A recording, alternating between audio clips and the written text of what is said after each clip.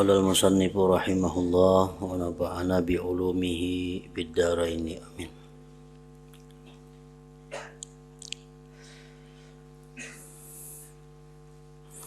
Pada permulaan, maksudnya pada permulaan datangnya hidayah kepada seseorang, permulaan datangnya petunjuk Allah kepada seseorang hamba, di hati hamba tergerak begini. Di hati hamba timbul khatar geritik hati seperti ini.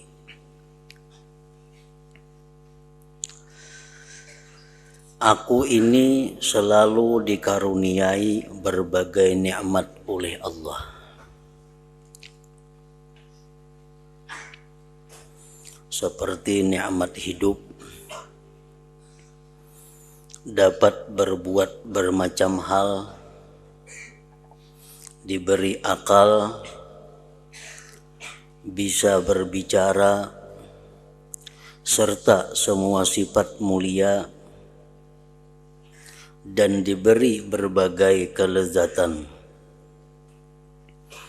Di samping tersingkirnya aneka urusan dan penyakit yang merugikan diriku.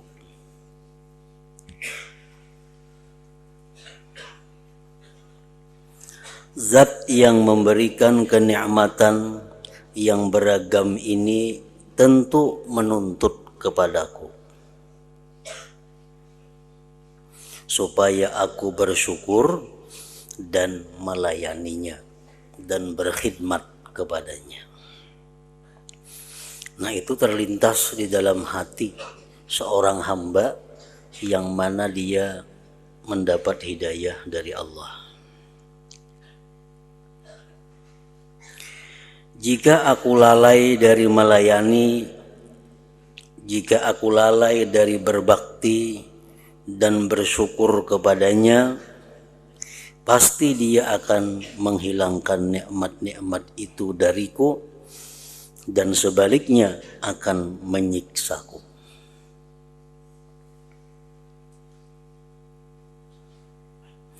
Allah yang menganugerahi segala rupa nikmat itu telah mengutus seorang utusan kepadaku,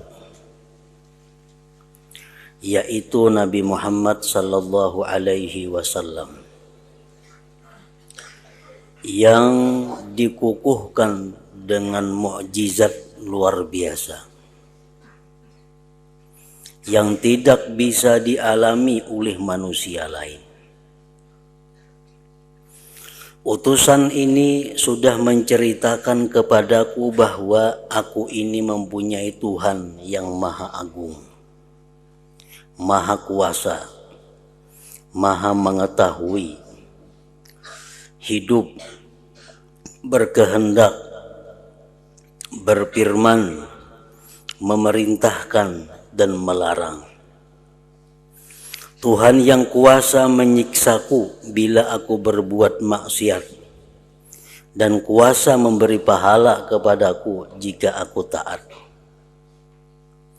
Tuhan yang Maha Mengetahui segala apa yang kusembunyikan dan apa yang menjadi gerak-gerik pikirku.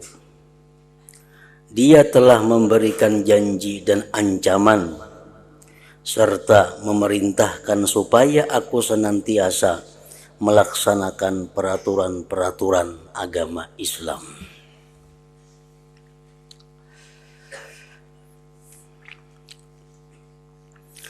Kalau di hati hamba tersebut ada tergerak semacam ini, kalau di hati kita ada timbul khatar seperti tadi, maka di hatinya tentu ada rasa bahwa tuntutan agar bersyukur dan melayaninya atau berkhidmat kepada Allah Subhanahu wa Ta'ala. Itu merupakan suatu hal yang mungkin. Artinya timbulnya geritik hati yang macam tadi kepada kita itu adalah sesuatu yang mungkin, yang bisa terjadi. Karena akal manusia tidak menganggap mustahil akan permulaan datangnya gerak hati itu.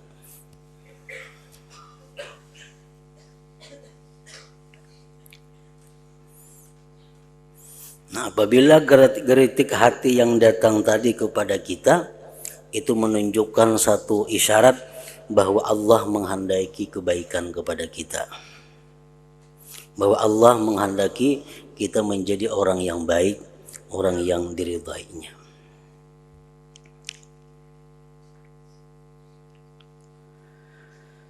Sesudah itu hamba tersebut merasa takut,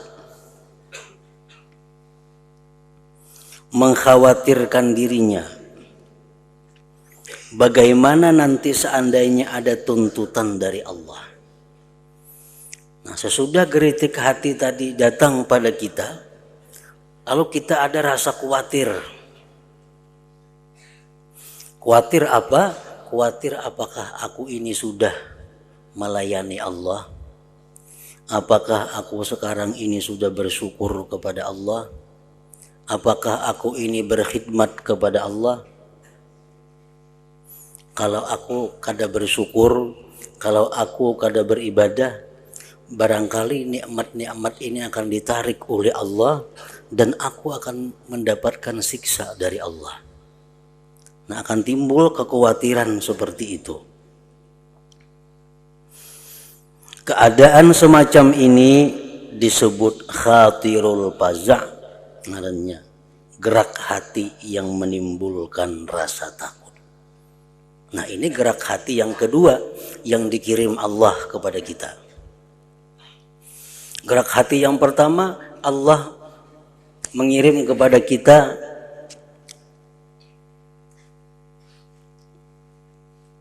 membuka bagaimana Allah memberikan nikmat kepada kita. Diberi nikmat hidup, diberi nikmat akal, diberi nikmat bisa melihat, diberi nikmat bisa mendengar, diberi nikmat bisa berbuat, bisa macam-macam. Nah, geritik hati yang kedua, khatirul faza' ngarannya, khatar takut, timbul kita ketakutan. Apakah aku bisa mensyukuri nikmat ini?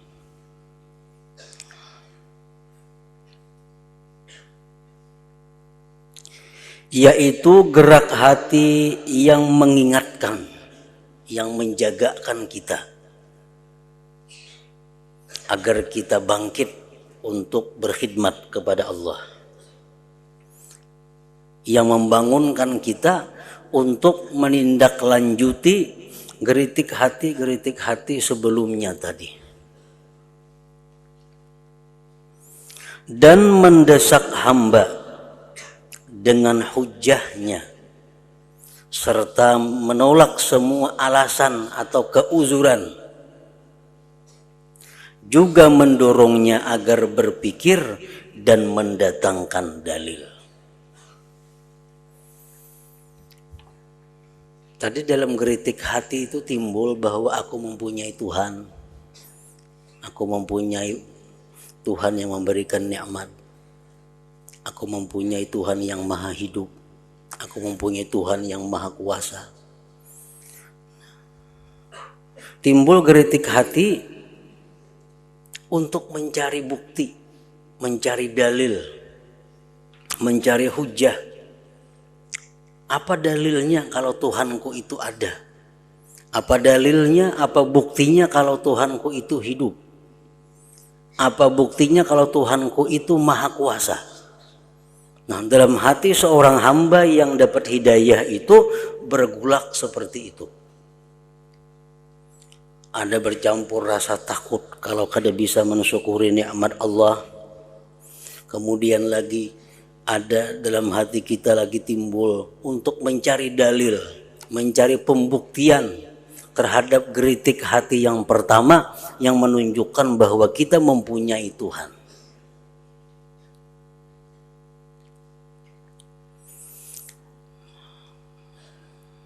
Seseorang itu kada bisa disebut beriman sebenarnya kalau ia belum bisa membuktikan tentang keberadaan Allah.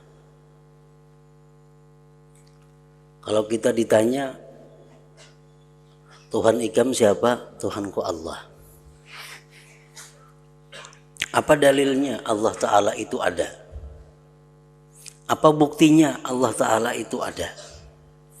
Nah, kalau kita kada mampu berpikir menjelaskan bahwa Allah Ta'ala itu ada, buktinya ini, kita kada mampu, kita belum beriman. Ada yang mengatakan itu masih kafir, ada yang mengatakan itu mukmin tapi maksiat. Ini hanya meyakini Allah itu ada, Allah hidup, tapi kada kau membuktikan. Nah, mencari dalil melalui pikir itu kewajiban fardu ain bagi setiap orang yang beriman.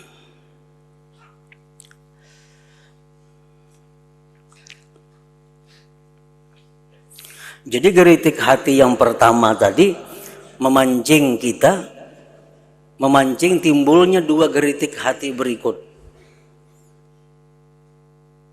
Geritik hati pertama, Allah menguraikan kepada kita tentang adanya Tuhan, tentang nikmat-nikmatnya, tentang pahala kalau dia mensyukuri, siksa kalau dia kada melayani, kada beribadah kepada Allah. Itu geritik hati yang pertama yang disebut dengan bidayatul hidayah, permulaan seseorang dapat petunjuk Allah.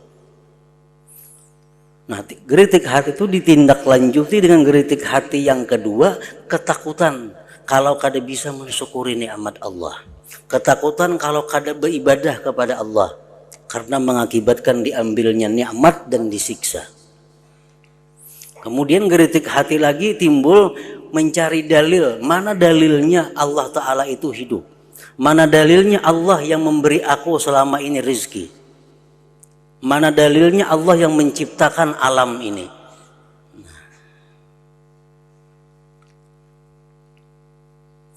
Kalau sudah begitu, hamba tersebut tentu bergerak, hatinya selalu resah, memikirkan bagaimana supaya selamat, aman, dan tentram dari apa yang terjadi di hatinya atau yang didengar telinganya.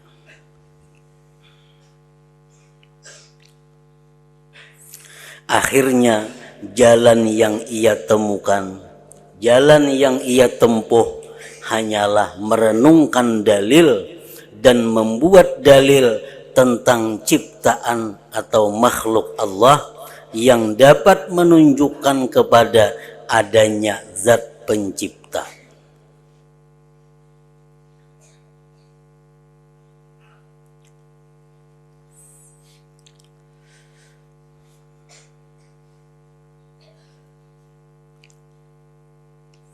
Beberapa contoh pendalilan tentang adanya Allah.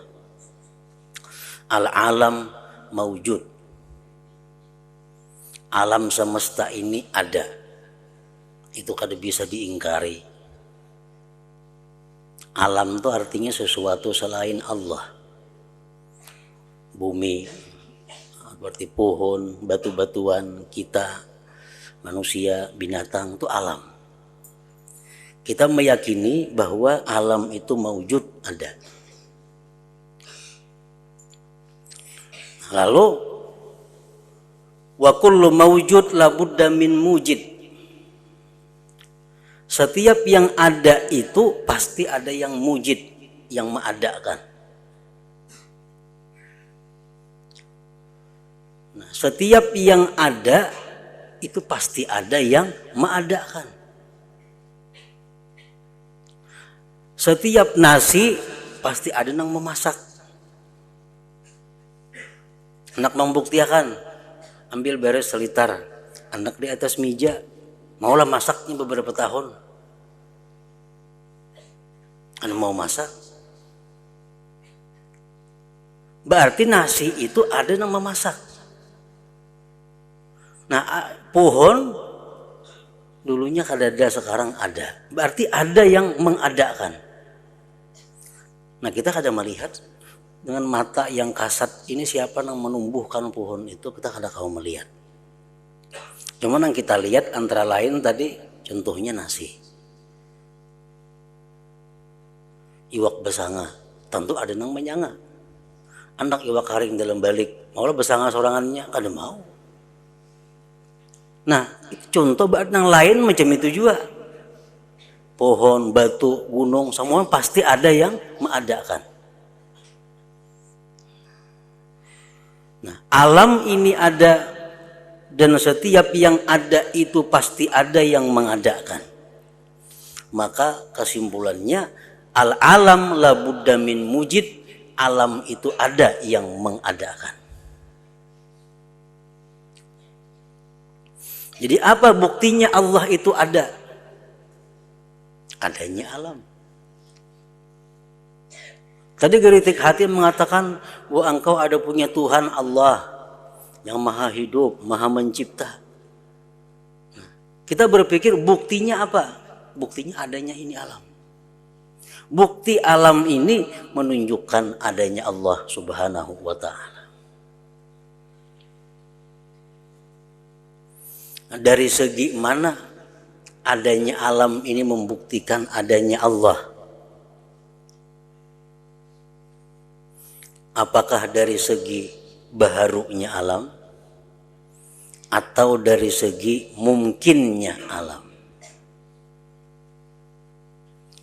Baharu itu artinya apa? Dahulu kadada, sekarang ada, itu baharu.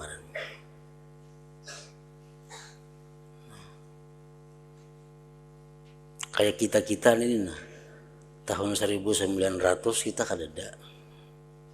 Sekarang tahun 2009 kita ada. Nah kita ini ngarannya baharu.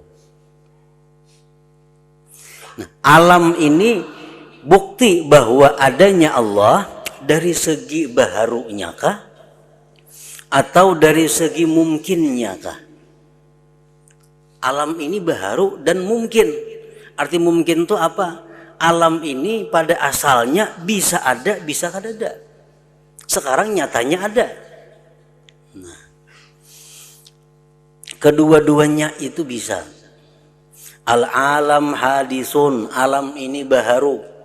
Artinya dahulu kada ada, sekarang ada.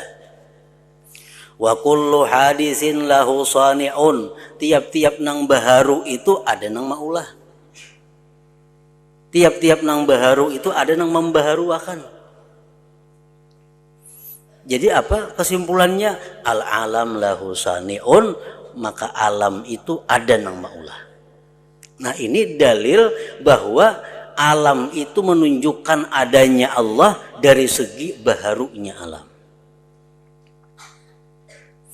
Atau lagi al-alam mumkinun, alam itu mungkin. Alam itu mungkin, artinya pada asalnya mungkin ada, mungkin kada ada. Artinya mungkin tuh boleh ada, boleh kada ada alam ini. Wa kullu mungkin lahu sani'un, tiap-tiap yang mungkin itu ada yang mencipta. Ternyata alam sekarang ada. Nah, jadi pal alam lahu sani'un, maka alam ini pasti ada yang menciptanya.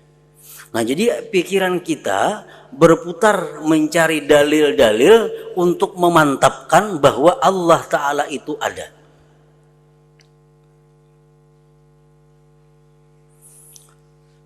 Urusan ini kada cukup dengan taklid. Taklid. Misalnya kita percaya kepada seseorang, sangat percaya. Walaupun dengan Nabi kita ada boleh taklid. Allah Ta'ala itu ada. Dalilnya apa? Nabi mengatakan nggak cukup. Kada cukup itu. Kita masih dituntut di akhirat untuk menggunakan akal kita sendiri mencari dalil. Nah tugasnya itu ulama, tugasnya guru-guru itu hanya mengajarkan bagaimana cara-cara berdalil. Supaya bisa mengulah dalil. Guru-guru itu ulama-ulama hanya mengajarkan teori bemasak. masak tuh ini. Nah di sini sangat ini bahannya. Nah kan masakinnya seorang. Masaki seorang. Nah kada boleh makan nang jadinya. Nah kayak itu juga dalil tentang tauhid ini mesti kita menggunakan alam pikir kita seorang sehingga dapat kesimpulan yang yakin bahwa Allah Ta'ala itu pasti ada dengan dalilnya berbagai macam dalil.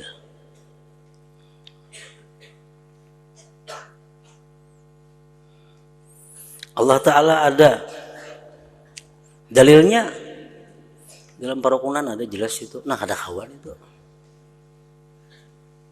dalam Parukunan ada kawan dipakai. Kenapa? Taklid ngarannya. Bila taklid itu kita kafir masih belum beriman lagi. Itu pendapat Naum Mu'tamad. Jadi kalau kita kadang-kadang menerangkan bukti bahwa Allah Ta'ala itu ada, kita belum beriman.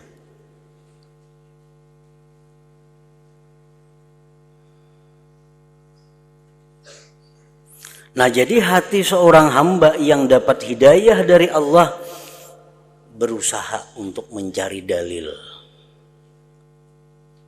mencari bukti tentang adanya Allah Subhanahu wa Ta'ala itu, supaya bisa memiliki ilmu yakin.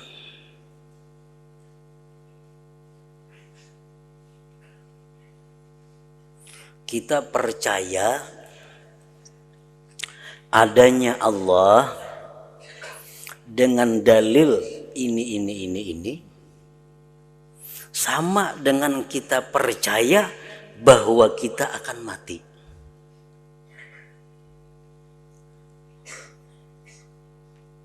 Kita percayalah kita bakal mati.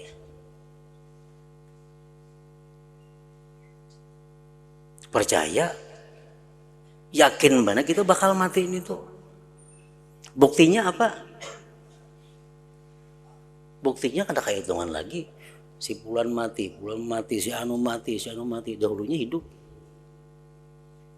Nah itu kita pun satu saat pasti akan mati. Nah keyakinan seperti itu yang dituntut kita meyakini bahwa Allah Ta'ala itu ada dengan dalilnya apa tadi? Nah, supaya bisa memiliki ilmu yakin.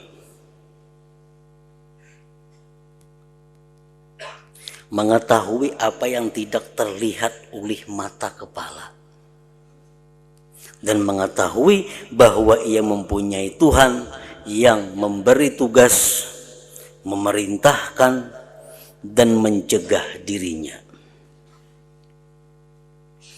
Ini adalah permulaan jalan yang sulit yang dihadapi hamba tersebut pada jalan ibadah kepada Allah. Kawalah kita beribadah kepada Allah, kalau kita belum meyakini Allah itu Tuhan, kada kawalah kita bersyukur kepada Allah kalau kita belum meyakini Allah itu yang memberikan nikmat kepada kita. Nah jadi kalau kita hendak beribadah kepada Allah, perjalanan yang dilalui terlebih dahulu jalan meyakinkan, sebenar-benar yakin bahwa kita ada punya Tuhan yang namanya Allah, yang maha berkuasa, maha hidup dan sebagainya, yang memberikan berbagai macam anugerah kepada kita. Nah yakini itu dahulu bujur-bujur, hanya mulai untuk ibadah. Nah ibadah kita kada akan baik, ibadah kita kada akan sempurna kalau dibangun dalam keadaan belum yakin sepenuhnya tentang hal-hal seperti tadi.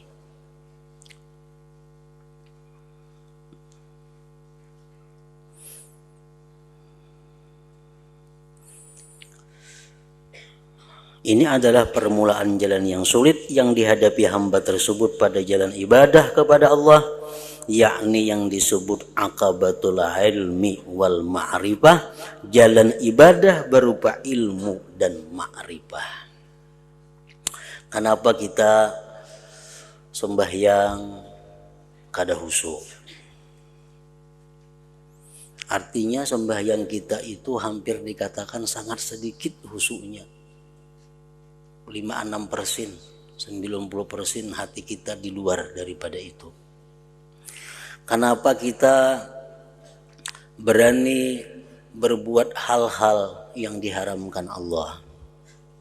Kenapa kita tidak beradab di hadrat Allah? Masjid, langgar, musalla itu hadrat Allah, majelisnya Allah.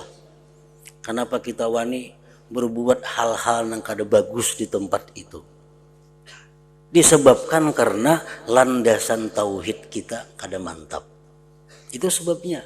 Karena kita hendak beribadah lawan Allah kada melalui jalan akabatul ilmi wal ma'rifah ngarannya. Jakanya kita dahulu bujur-bujur meyakini bahwa Allah itu ada, Allah tuh maha melihat, Allah tuh maha mengetahui gerak-gerikku, Allah maha memperhatikan aku. Kita yakin, sebenar-benar yakin akan itu, nah semua gerak-gerik kita akan teratur dengan bagus.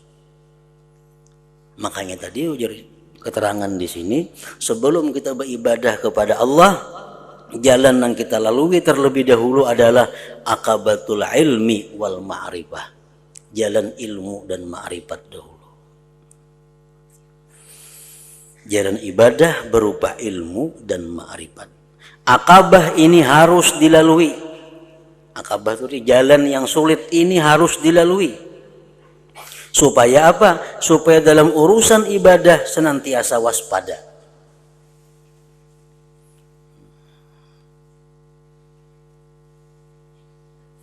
Supaya dalam urusan ibadah senantiasa waspada. Tauhid itu asasul ibadah, pondasinya ibadah. Bila pondasi ini goyang, maka bangunan itu pun akan goyang. Nah, dari pondasi yang kuat bisa dibangun bangunan yang kuat. Dari tauhid yang kuat akan bisa timbul ibadah yang benar, ibadah yang beradab.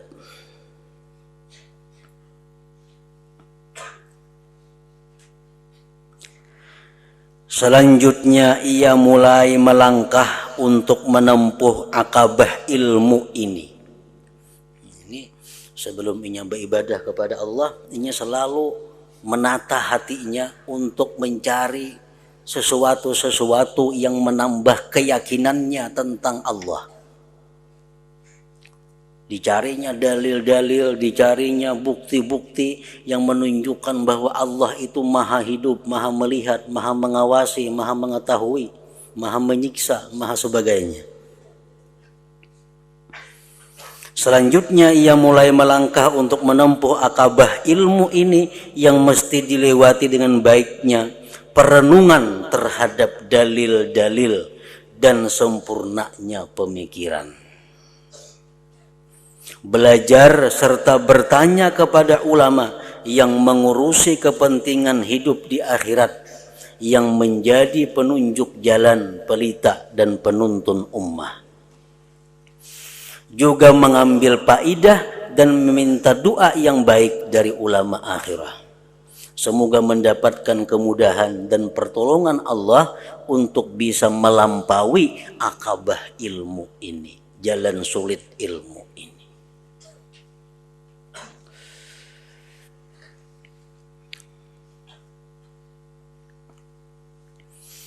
Nah, jadi tugas yang pertama seseorang hamba yang baru mendapat hidayah adalah memperdalam tauhidnya, memperdalam ma'rifatnya kepada Allah Subhanahu wa taala.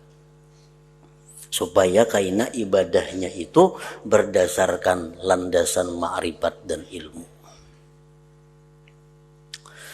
Apabila akabah ilmu telah terlewati, jalan ini sudah dilewatinya, maka ia akan memperoleh ilmu yakin terhadap keadaan yang samar.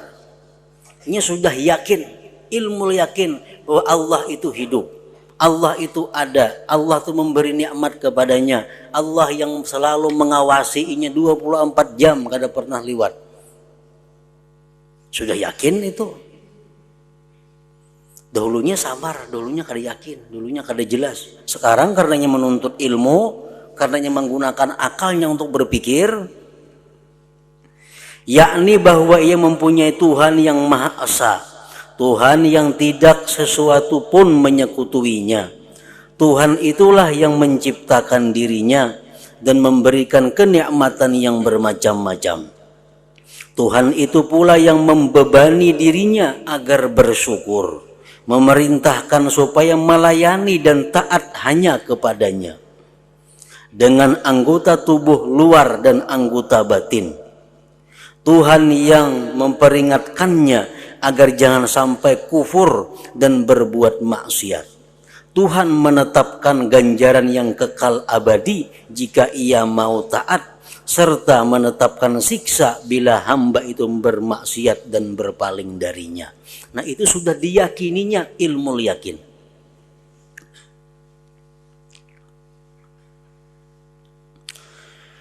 Seterusnya, pengetahuan dan keyakinan terhadap keadaan samar itu mendorongnya untuk bertindak, melayani dan menghadap ibadah kepada majikan agung yang memberikan kenikmatan yang selalu dicari ini.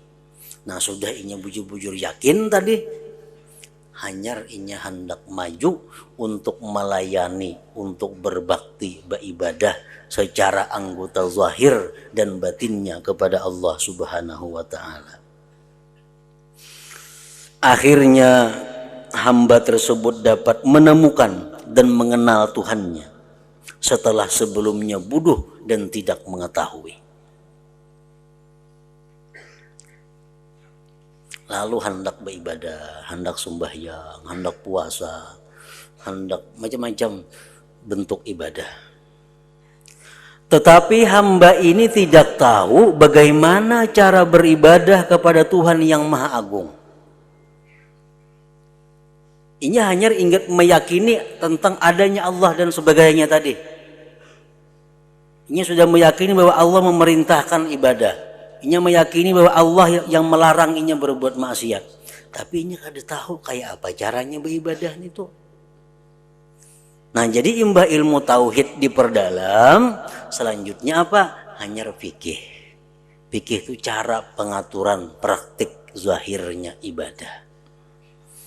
Nah, tetapi hamba ini tidak tahu bagaimana cara beribadah kepada Tuhan yang Maha Agung, tidak mengerti apa yang mesti dikerjakan dalam melayani Tuhan dengan segenap anggota tubuhnya, lahir dan batin. Karena itu, sesudah ia berpayah-payah menghasilkan ilmu ma'rifat terhadap Allah Subhanahu wa ta'ala, maka ia harus berpayah-payah lagi untuk mengetahui apa yang mesti dikerjakan selama melayani.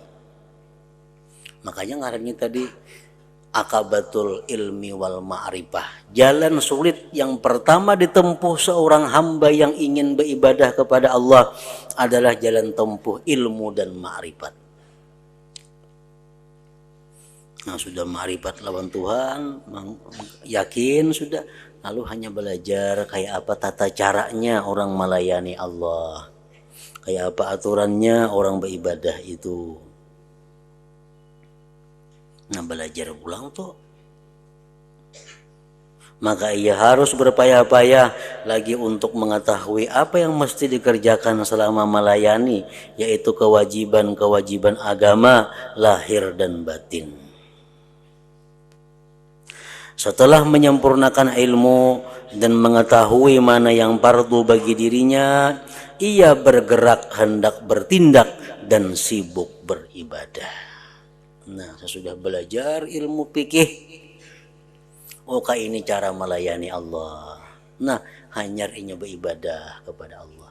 Maka ibadahnya pun menjadi baik karena berdasarkan ilmu ma'rifatnya kepada Allah yang yakin, lalu di atasnya dibangun fikih bagaimana praktik caranya orang beribadah kepada Allah.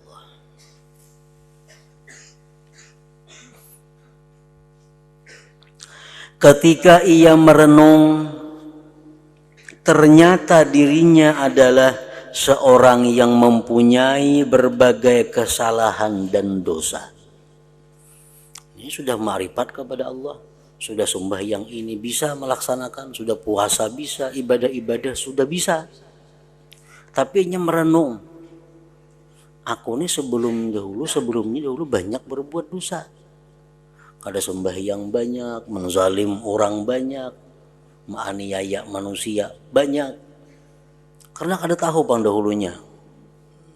Tapi pikir dan kelakuan-kelakuan sebelum punya ilmu, sebelum beribadah kepada Allah. Tak pikir kelakuan-kelakuan bahari. Ketika ia merenung, ternyata dirinya adalah seorang yang mempunyai berbagai kesalahan dan dosa. Ini merupakan keadaan sebagian besar manusia. Hamba itu berkata kepada dirinya sendiri, timbul lagi geritik hati. Nah, orang-orang yang dikehendaki Allah itu baik akan selalu dapat kiriman dari Allah geritik-geritik hati seperti itu.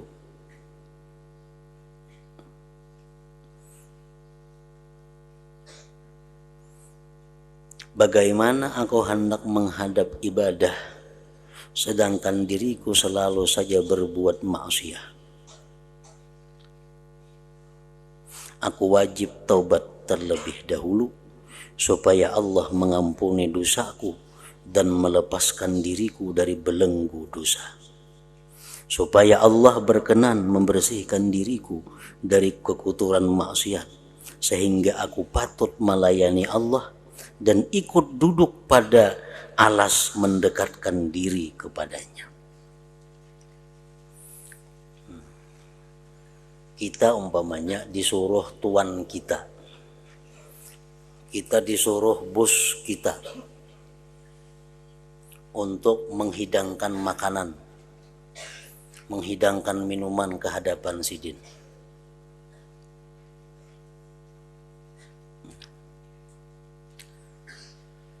Lalu perintahnya itu, sedangkan badan kita, pakaian kita bercelumur dengan lumpur, bahkan bercelumur dengan najis. Nah, datang kita ke hadapan Tuhan kita membawa makanan sesuai perintah, membawa minuman dengan pakaian, dengan tubuh yang serba bau, yang serba kotor. Nah, kita bayangkan bagaimana Tuhan itu menerima makanan tadi. Tentu Tuhan akan menolak keadaan kita. Ini di hadapan orang-orang yang bersih, di hadapan orang-orang yang suci, datang pelayan belulihan baju lawan kotoran. Yang dibawa ayam, dibawa daging, dibawa es macam-macam, tapi tangan bakuncalak lawan lumpur macam-macam, harga-rigat. Tentu Tuhan ini akan marah dan kada menerima hidangan itu. Nah, kayak itu juga bentuk orang yang sembahyang kepada Allah, tapi dirinya bercelumur dengan dosa, hatinya penuh dengan dosa. Allah tidak akan menerima sembahyang itu. Allah kada akan menerima. Bujur ya kita menjalankan perintah, gugur kita menjalankan perintah, bujur sudah gugur kewajiban. Tuhan nyuruh sembahyang, kita sembahyang, sudah gugur kewajiban. Tapi apakah diterima Allah atau kada? Kalau kita melayani Allah dalam keadaan bercelumur dengan najis, dengan dosa, tentu Allah akan menolak. Nah, itulah gunanya tobat.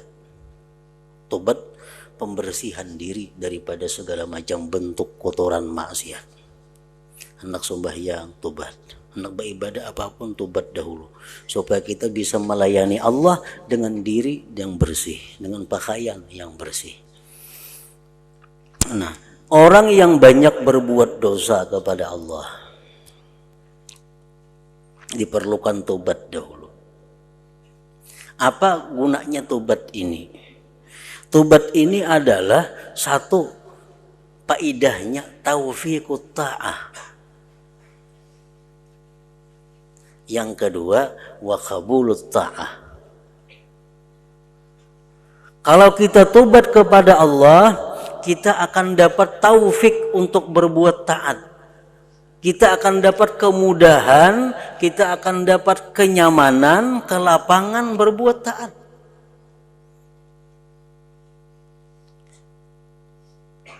Setiap kita malas dalam berbuat taat, setiap kita kesulitan dalam berbuat taat, tidak ada lain sebabnya selain dosa yang membelenggu kita. Allah menutup hati untuk berbuat taat kalau kita bercerumur dengan dosa.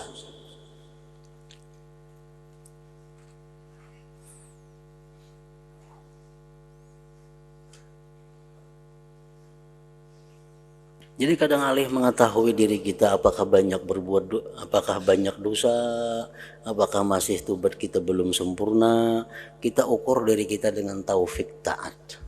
Apakah selama ini kita dimudahkan Allah berbuat taat?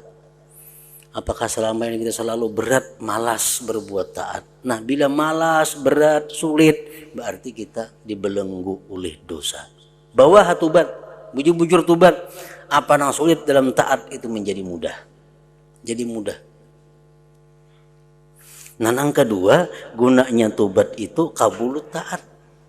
Bila taat itu dengan mudah kita laksanakan, nah Allah akan menerima taat itu. Nah, jadi hamba yang dikehendaki Allah baik tadi, hamba yang dikehendaki Allah untuk maju ke hadapan Allah tadi, inya berpikir sebelum dahulu dajarnya aku banyak-banyak bisi dosa.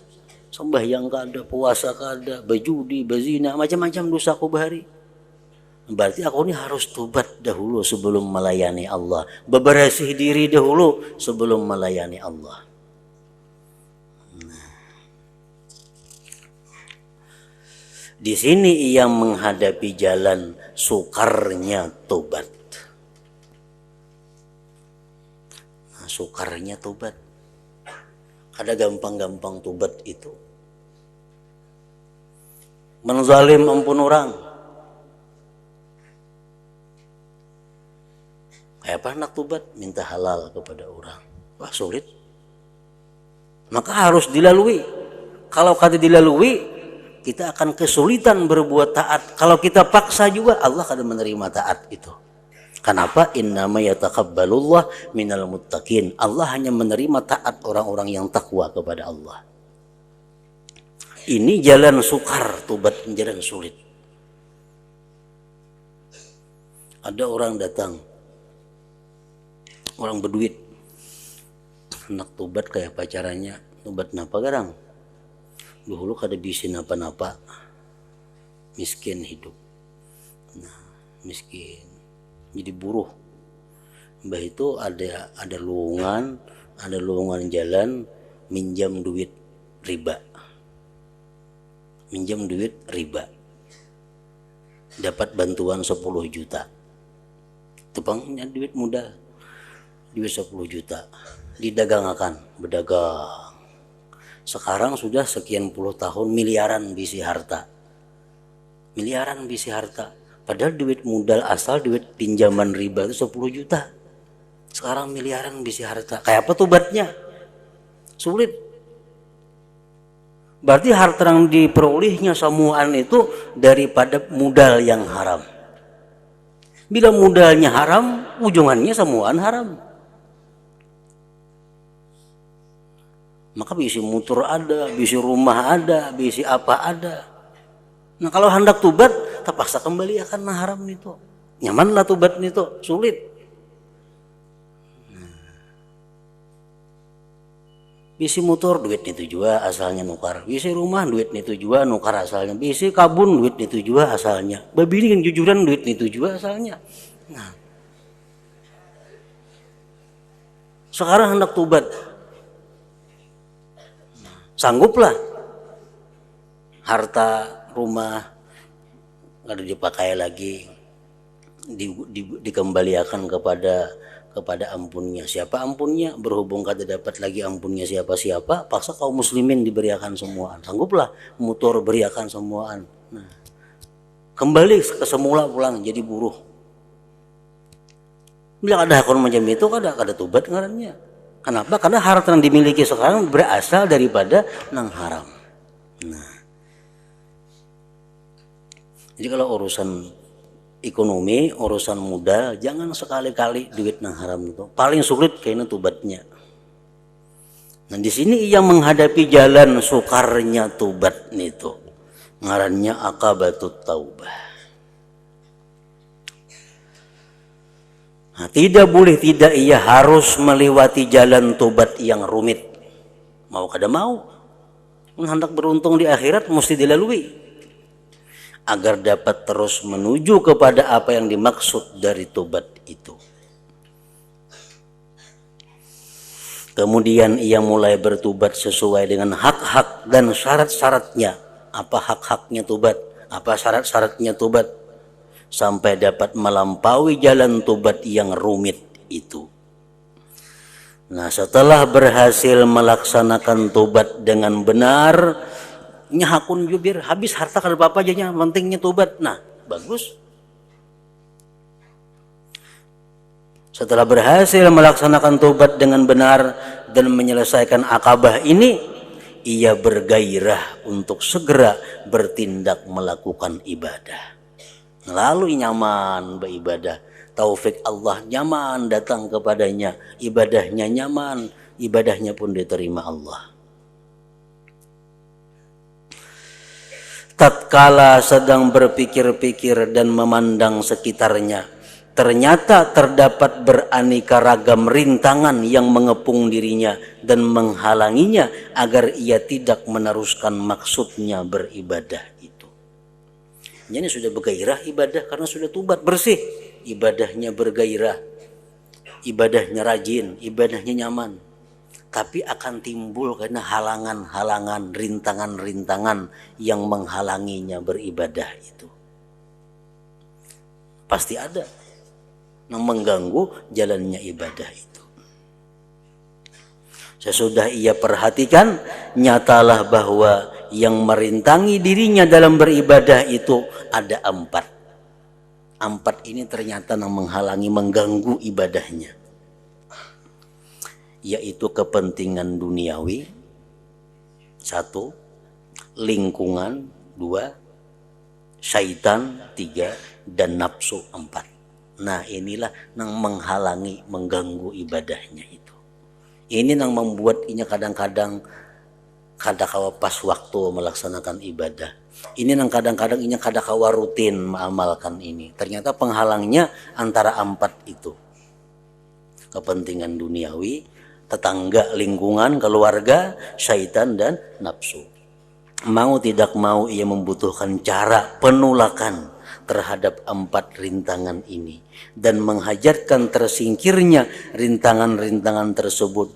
Jika tidak, tentu tidak mudah baginya buat mendapatkan apa yang dikehendakinya, yakni ibadah.